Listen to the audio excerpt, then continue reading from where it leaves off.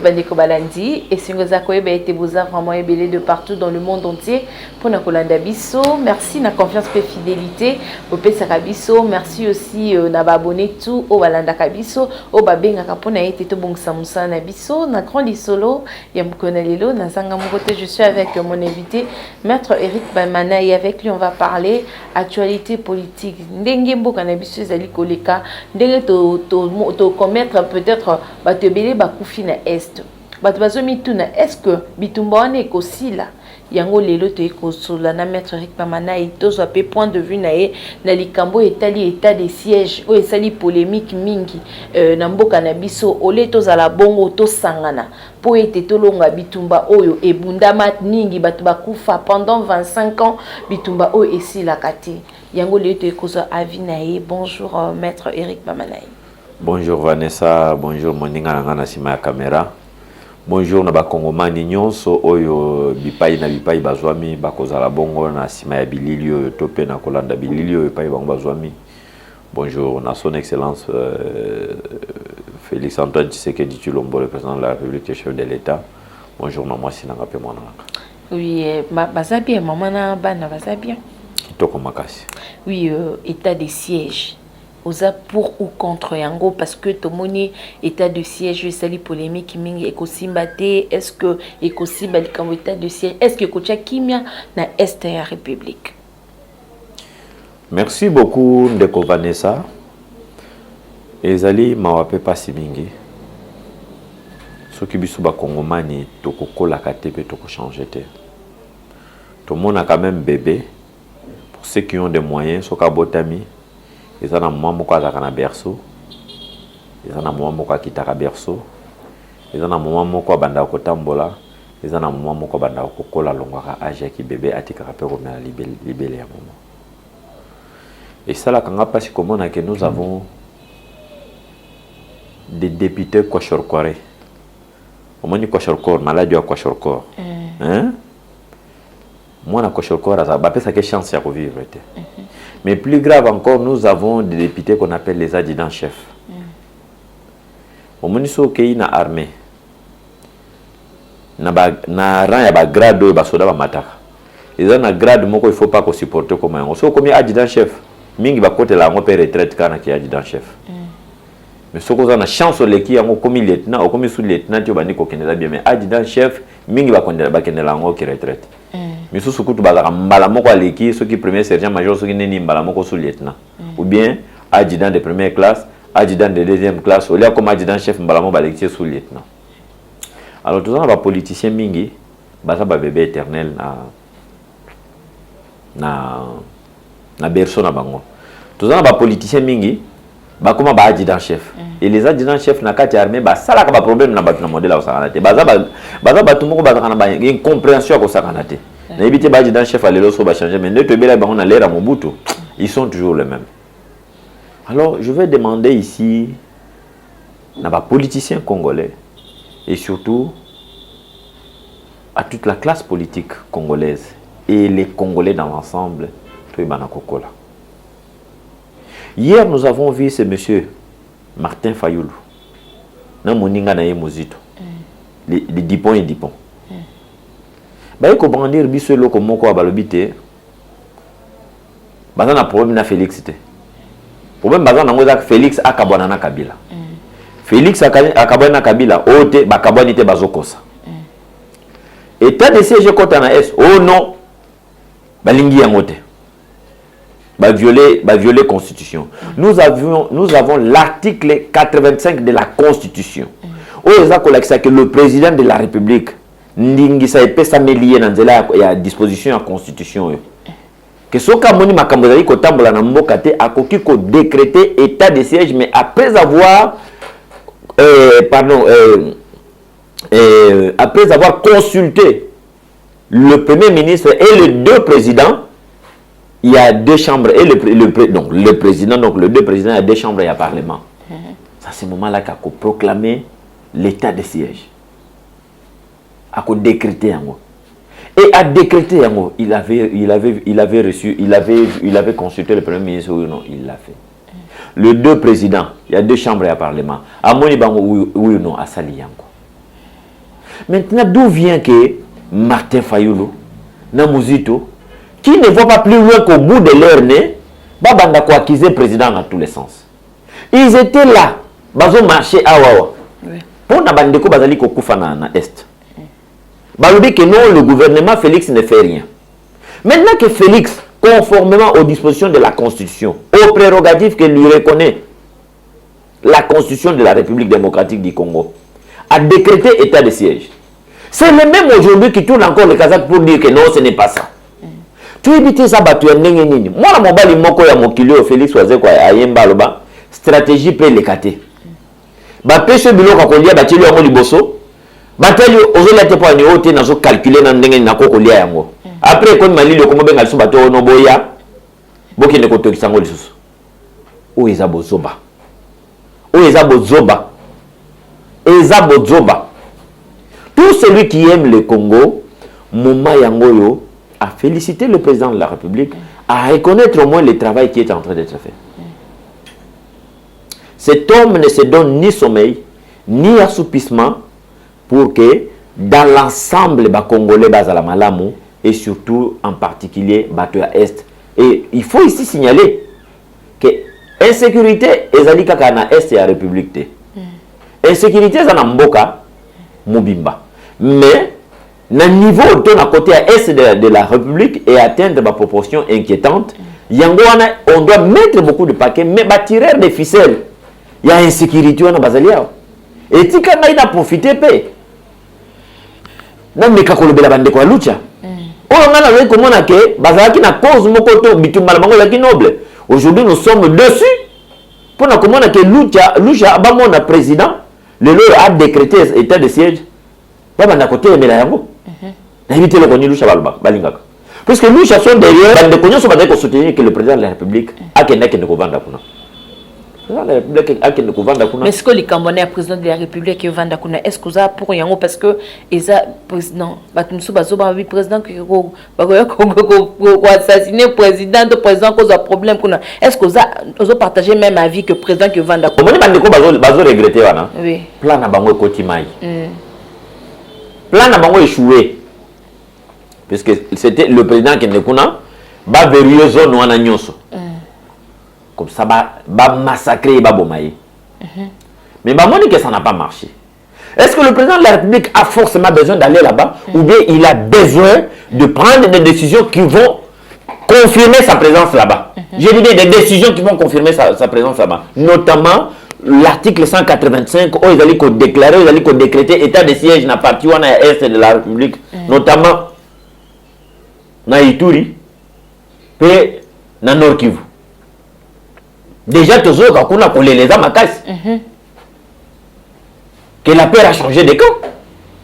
La peur a changé de camp, papa, maman. Bah, moi, Babilini Mouké Otomeki Kolanda, même la majorité, il y a Est, Bazali, ko Sepela, la décision du président de la République a joué. Le président de la République a eu Kokuta Bitumba, Oyoyo. Les 18 ans de triste mémoire, il y a Joseph Kabila. Le président de la République, tant bien que mal, il s'est battu. Tant qu'on va réunir les députés, il faut investir le gouvernement. Puisque nous avons besoin de ça, mais nous avons besoin d'investir le gouvernement. Le Premier ministre, il a déjà investi. Ce n'est pas un Premier ministre démissionnaire. Le gouvernement, le ministre de la Défense, déjà investi. Ce n'est pas un ministre démissionnaire. Maintenant, Ndeko Fayulu, avec tous ses congénères, et nous connaissons Balingi pour Namboka. Toujours battu Martin Fayulu les années. Oh, Nalingi Foufou, Bapé se Foufou, Tena Olen se Foufou, Tebo Mélan Dakala. Bah, Mélan Dakala, oh, Nalingi Sun Dakala, Tena Lingimbi. Est-ce que Dakala les ambitités? Bon, mais Mélanga légumes, bah, Mélé Ndunda. Oh, Nalingi Ndunda, Nalingi épinard. Épinard est un légume. Mais maître, pourquoi boutique qui Martin Fayulu ça la marche n'a été Martin Fayulu ça qui marche n'est pour le Macabo Est mais ce qu'on va acte va souda va policier va ça qui au côté d'un siège n'a ko panza ko baby ça est-ce que vous a pour yango maman tous un régime et information solo to yebi yango ceux qui bolingo ça la marche beaucoup informé mais gouverneur il faut à répondre bino na capacité na yo encadrer marche na bino Mais ce gouverneur a qui est capable d'encadrer marche na binoté. Pourquoi vous voulez insister? Pourquoi insister sur comme les années? Qu'on ne nous a pas protégés, on ne nous a pas sécurisés. Maman, nous ne sommes pas dans une république bananière. Et tu dis bien que Martin Fayoulou, Aza ko kosa ki azota mbula makambo est. Aza na calendrier na ye caché. Aza na calendrier na ye agenda na ye caché, voulais-je dire. Tout ça on a besoin de côté dans la distraction, nous avons besoin d'évoluer. Nous avons besoin d'avancer. Décision du président Zupan a renégocier le contrat chinois. Qu'on revoit en plus que ça ne profite pas à la nation. Finalement, vous savez, lorsqu'on a en soi, tout ça, on a esprit partisan. Jamais n'a pas que Vanessa soka sali malamu na betela ye maboko. Non. Parce que Vanessa n'a toujours partagé comme mon côté, toujours pas partager même idéologie, même bêtise, donc nous sommes comme ça les akamabe. Des makambo zo tourner dans mon tueur Martin Fayou. Il ne pense pas à la République démocratique. Il ne pense pas à la RDC. Bango bazo penser bango va comme nakati pouvoir. Vous connaissez pas les nombres de promesses de Martin Fayou, ba sala ki na ba patron na bango, na bango nyoso na lucha. Oui, patron na bango za banani. Nazo lo bango siko. Patron na bango zali Mo Ibrahim. Patron na bango zali Soros. Patron na bango zali Bill Gates. Patron na bango zali ba Paul Kagame. Ba patron na bango bazé belé ba miso bazawa. Martin Fayoulou, bango nde baza ba pion, bango nyonso baza ba pion na ya ba nani wana. Et Martin Fayoulou a dit que c'est quand le c'était l'indé va travailler na Kagame, ndé mtape sa poste de l'Union africaine. Maman, ke bana moyibi wa ganga ka voleur. Moyibi moko akeko yiba. Ba olanda ye mbangu. Po bakanga ye. Amoni batulio sa nga moyibi siko batu bakomi na kati ya confusion ba tuna me. Moyibi za o bazolanda ou bien moyibi za nani puisque hier azoganga moyibi mais kuna sima baganga moyibi. Batu bakomi na confusion c'est qui fait partie de ce groupe là. Yango ya kimaki avant ou bien nini. Nabi ke bana moyibi wa ganga ka moyibi. Les Martin Fayoulou sont des voleurs qui crient aux voleurs. Merci beaucoup, Maître Eric. Tobetali Solo, il y a Zoé Kabila déchu, Balongo lié gouverneur ya Tanganyika. Selon des Toyoki, pour na aboui quoi dire une union sacrée. Au Kolobani par rapport nango. Ndeko Vanessa. Oui. Nalingi to longwa na bo joba oyo ngana za koloka na ba congolais. Na bo 16 jours to kota pas ba congolais. Combien de gouverneurs ont été déchus avant Zoé? Gouverneur Nyamanyema, Moussafiri avec déchu. Ba rétablir rien ba droit na yi. Il y a Nani Nzege, il y a Nord aussi d'Ubangi. Azala qui peut déchu. Ba rétablir. Il y a Bandundu, je crois que bon, Bandundu démembré, il y a une province là. Moko Pezala qui bon. Ba rétablir na ba droit na yi. Moussafiri tango ko isaki yazala kia. Ce qui ont monique ba droit na yi, eza bafou. Mais la cour de cassation, la cour constitutionnelle est là. Akende. À côté de la requête, il y a qu'à contester d'échéance. À trouver ma voie de moyen, il y a droit. À trouver un argument, il y a droit. Ce qui cour constitutionnelle est PC raison. Ma bézate. Mais ce cour constitutionnelle est PC que papa aux hommes au isami. Ma bénizali. À quoi on a salué. Le président de la République à Lobaka, à Lobi, il va déboulonner les systèmes qui étaient là. Et ça, progressivement. Je vais vous dire une chose. Kabila avait quitté le pouvoir, mais Kabila a toujours dans le pouvoir. Pourquoi? Parce que le système de pouvoir et Kabila est un système tentaculaire. Kabila pouvait rester à Kingakati tant qu'il Mokonzi. Mais Kabila est partout. Dans le ministère de l'économie, dans la banque centrale, dans la sécurité, dans la défense, puisqu'il avait érigé un système tentaculaire. Il gérait même sans être là. Vous comprenez? Si bien que quand on a fait tomber la tête, il y a Kabila à la présidence de la République, et que Félix Adjou Bokonzi, c'est Kabila qui était parti, mais son système tentaculaire était là. On a la banque centrale, on a le ministère de la finance, on a ceci, on a cela, ils étaient là, Kalev et tout ça, là, Bazala qui on a DGM, on a service de sécurité, on a état-major général, Bazala qui est belé. Le lot Oyo, petit à petit, on est en train d'effacer les systèmes tentaculaires ya Kabila oyo evandaki eza kokene parmi bango bazoe Kabila bailunga ilunga babakenda 2 ans bloqué président ken atambolate na ba gouvernement bayaki nango ya nani ya FCC wana coalition FCC nani comment on appelle ça FCC cash et ça les sur le côté on a déboulonné et on va continuer à déboulonner aux hommes la banque centrale wana oyo azawana Deogracias mwana nyembo aokende omoni lelo matata ponyo justice ezolukai lelo John Numbi tout la mwisi yazaza donc toza kokende malembe naba lelo zoa kwei lobby to kokende nan to toucher ba entreprise mais si ezaka forcément il faut que tu union sacrée pour la protéger ou quoi est-ce que ba union so baza na gouvernement ba côté na union sacrée forcément ba union so ba na gouvernement ba côté na union sacrée forcément ba baza na ba entreprise ti lelo ba na union sacrée. Union sacrée est un état d'esprit. C'est une vision que prend le chef de l'État. Et que cette vision, pardon, a un intérêt pour la bonne marche de la République. Parce qu'on adhère librement. Parmi les 26 gouverneurs, le président de la République, lorsqu'il a réuni le gouverneur, 25 bakota quitté. Y compris Richard Mouyej. À côté de à quitté. Est-ce que Richard Mouyej a kokota?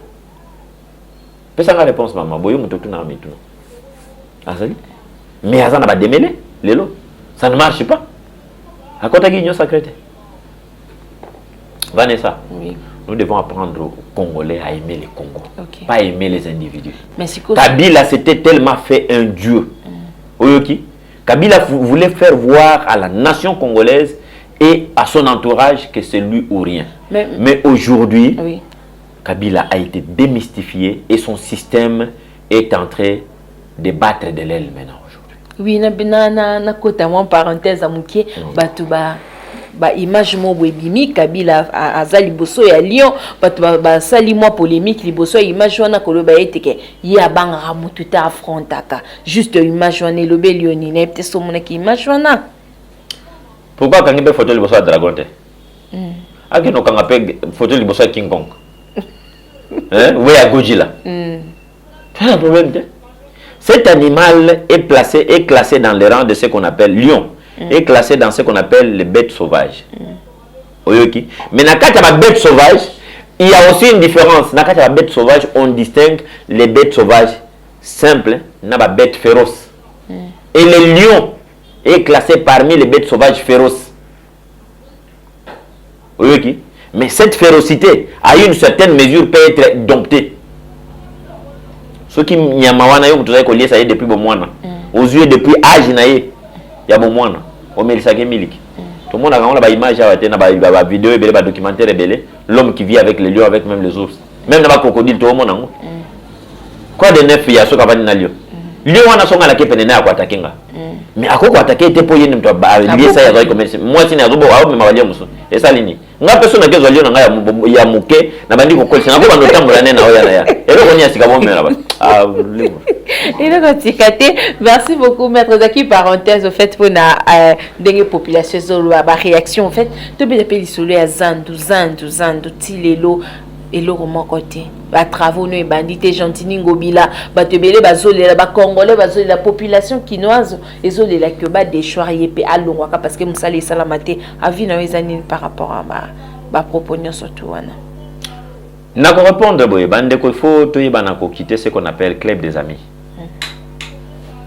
Gentini ngobila avait intérêt à corridorer image na éternité parce que gestion na ya nini ya comment on appelle ça ya yumbi ezala qui to côté province ya Maindombe je crois yumbi ezala kati ya Maindombe. Oui oui ajira ki yango qui to côté batu ba kufa makambo mabe ya mabe na mabe elong contre toute attente PPRD a même la biso Gentini ngobila na mais le président Félix a beau y péter andimi Gentini azala wana Gentini a intérêt ya corridorer image na éternité.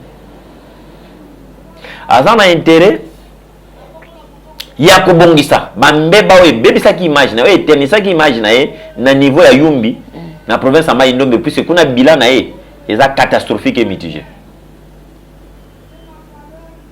Ce qui ngobila va ko la biso makambo ba benga soki kin bopeto ezanga mutuna makolo. Tout ce monde en côté, la ville devient de plus en plus sale. Bientôt, n'importe va pas y défiler à l'air nyos. Quelle image a opé ça dans la ville de Kinshasa?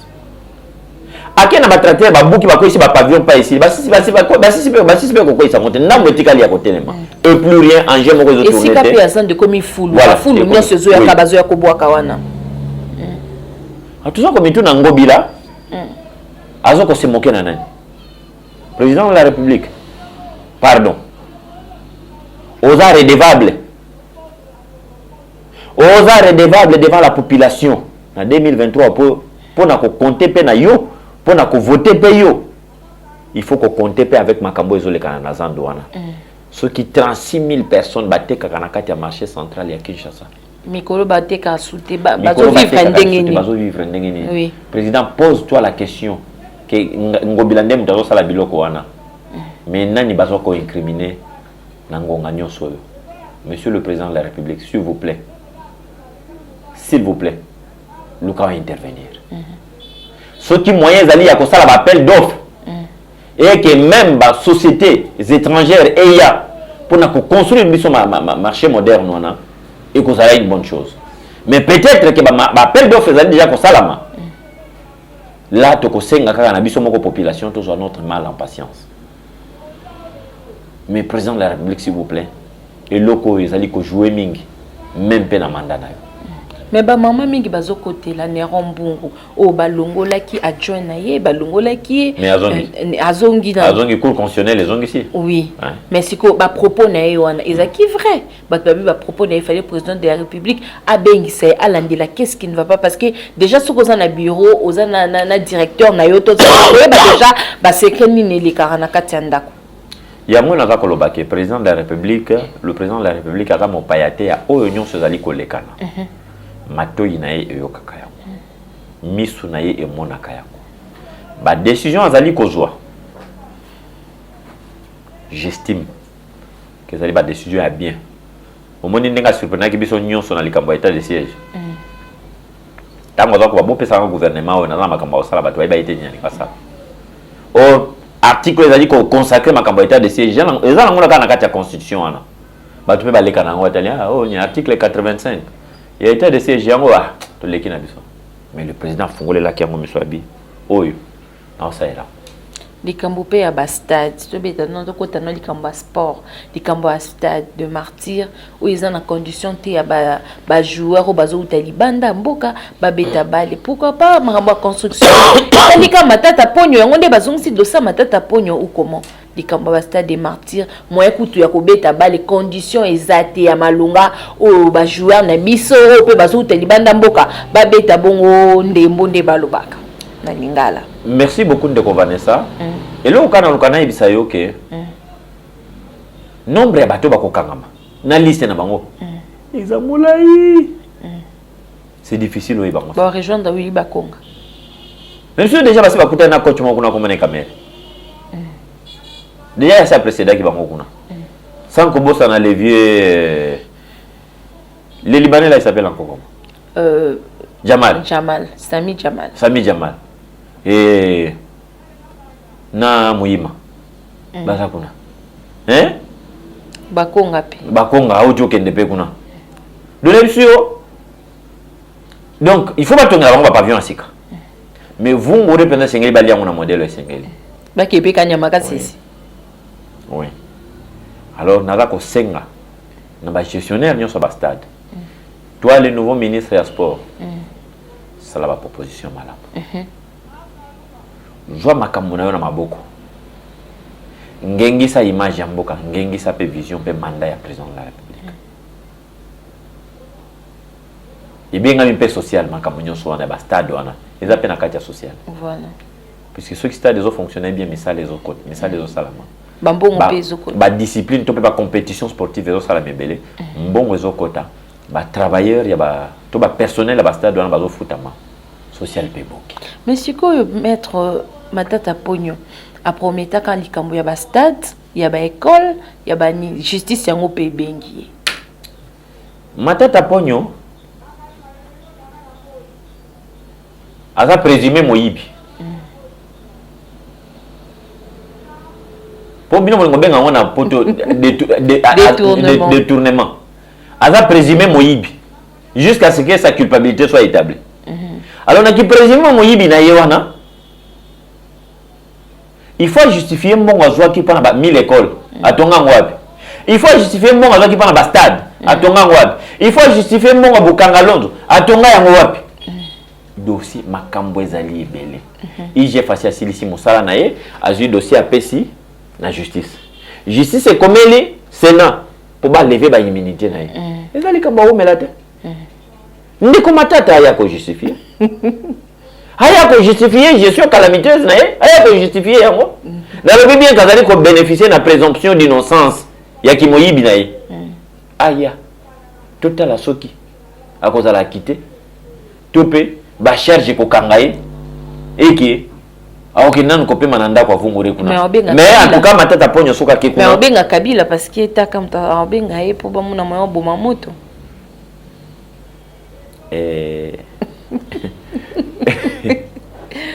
Kabila azongi sana nuzowe poto ndimai leki na yemo. Merci beaucoup. Merci beaucoup Tokomi Nasuka. Il y a émission na biso mkona lelo lilobani okoloba na ba congolais tout parce que président de la République a sengi biso na minute attitude na biso ezala positif. Donc to sangana. Donc regarde na biso ezala fixé et pas bande ko na biso kuna na Ituri na est okoloba nini par rapport à batno so balanda ki biso. Vanessa to sangana. Christian Bosembe to sangana. Bande konyoso to sangana. Mais si qu'on a maître Zana posé question quel Kambouya maître Christian Bosembe. Bato bazo critiquer mingi pour na ba proposer surtout na mambo est asali mo eloko mo abi bato ba se terre mais ba proposer idée pour na eloko légère ce qui légère. Mais bato ba sali ngo polémique mingi. Mabeni nezali. Ole à côté makofinga ka Félix asali bo bino mo nyango mabe. Christian Bosembe alobi proposer, faites des propositions. Au lieu de parler. Au lieu de parler. Ce qui a Félix Zamabe, Bolobi yango oui. Mais en lieu et place, qu'est-ce que vous proposez? Boye la bisote oh non, ba réforme ba institution ndenge Martin Fayulu, alors la président de nuit na yena muzito, président de nuit, président élu. Na Butu. Mais na moya la présidente. Oh va proclamer kanani na ba catholique. Donc Totika Kolota. Le président de la République s'appelle Son Excellence Félix Antoine Tshisekedi Tshilombo. Oui, azali mongo ko kumbela masolo ya République démocratique du Congo en 2023. Puis en 2023, toko voter, lisusu Vanessa ko voter, biso nyonso toko voter, toko pesa lisusu 5 ans ya mandat. Maman, ko tonganda ko za bien, mais ko détruire le système ya kimo yibo evanda ki na kati ya mboka est une chose. Je vous dis que c'est pas facile. Bato bakol ba ke Félix na 2 ans sali loko moté avec na musala ya kosala. Il a fallu écarter au monaki na bokoti na ya bokonza ko ba mingi question mentalité, changement de mentalité.